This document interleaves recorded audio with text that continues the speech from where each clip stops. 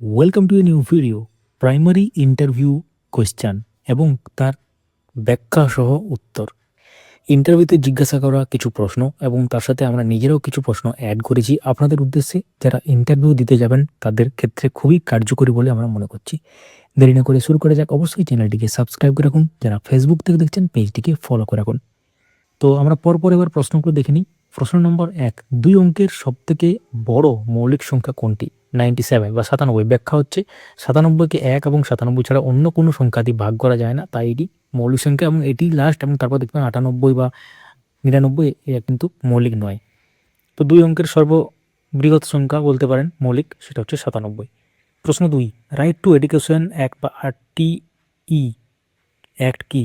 6 থেকে 14 বছর বয়সী শিশুদের জন্য বিনামূল্যে এবং বাধ্যতামূলক শিক্ষার অধিকার প্রদানকারী আইন। এটি ভারতীয় সংবিধানের একটি গুরুত্বপূর্ণ আইন। প্রশ্ন 3, টেনিদা চরিত্রটি কার সৃষ্টি? নারায়ণ গঙ্গোপাধ্যায়। এটা অনেকেই জানেন। টেনিদা বাংলা সাহিত্যের একটি জনপ্রিয় চরিত্র। প্রশ্ন 4, ডোডো পাখির বাস কোথায় ছিল? মরিশাস। ডোডো এখন কিন্তু বিলুপ্ত। প্রশ্ন 5, বিশ্ব জলাভূমি দিবস কবে পালিত হয়? 2 ফেব্রুয়ারি। তারপরে প্রশ্ন 6, ভারতের সংবিধান কে রচনা করেন? Doctor BR Ambedkar. তিনি ড্রাফটিং কমিটি সভাপতি ছিলেন। প্রশ্ন 7, কুলিক পাখিরালয় বা পক্ষীয়ালয় কোথায় অবস্থিত? কুলিক পাখিরালয় হচ্ছে রায়গঞ্জ, উত্তর দিনাজপুর জেলা। নদী হচ্ছে কুলিক নদীর তীরে। এখানে open bill stork, night heron, little cormorant ইত্যাদি দেখা যায়। প্রশ্ন 8, ব্ল্যাকফুট ডিজিজ কেন হয়? দীর্ঘদিন আর্সেনিকযুক্ত জলপান করলে এই রোগ হয়। প্রশ্ন 9, বর্তমানে কতগুলি রাজ্য আছে? 28টি ভারতে অ্যাকচুয়ালি। প্রশ্ন 10, অ্যাসার্টিভ সেন্টেন্সের উদাহরণ। সূর্য পূর্ব দিকে ওঠে। যে বাক্য তথ্য প্রদান করে তাকে অ্যাসার্টিভ সেন্টেন্স বলা হয়। প্রশ্ন 11, বিশেষ চাহিদা সম্পন্ন শিশু কাকে বলা হয় বা কাদের বলা হয়? যাদের শারীরিক বা মানসিক কারণে অতিরিক্ত সহায়তার প্রয়োজন হয়।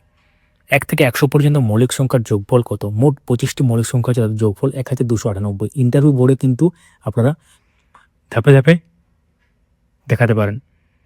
কালকুট কার ছদ্মনাম? সমরেশ বসু। প্রশ্ন 14, দুজন সমাজ সংস্কারকের নাম বলুন। দুজন সমাজ সংস্কারকের নাম হচ্ছে, একজন হচ্ছে রাজা রামমোহন রায় এবং ঈশ্বরচন্দ্র বিদ্যাসাগর।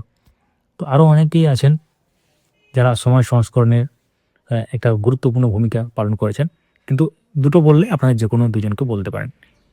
শূন্য দিয়ে কি কোনো সংখ্যাকে ভাগ করা যায়? না, শূন্য দিয়ে ভাগ করা অসংজ্ঞায়িত, আনডিফাইন্ড বলতে পারেন। মানে এখানে শূন্যকে যে কোনো সংখ্যা দিয়ে ভাগ করলে বা গুণ করলে শূন্য হয়ে যাবে, কিন্তু কোনো সংখ্যাকে শূন্য দিয়ে যখন ভাগ করতে যাবে সেটা অসংজ্ঞাত হয়ে যাবে বা এটা আনডিফাইন্ড হয়ে যাবে। পাচনতন্ত্র কি? মুখ থেকে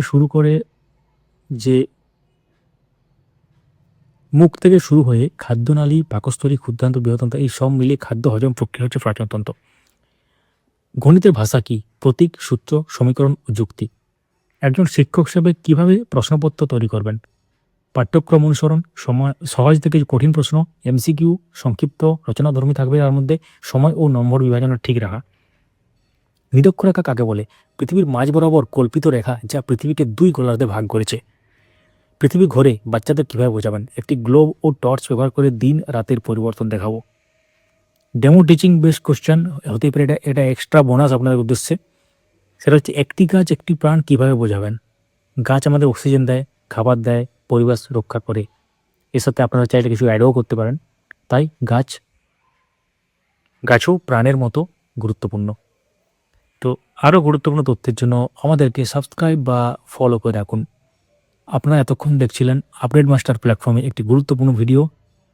thank you so much for watching.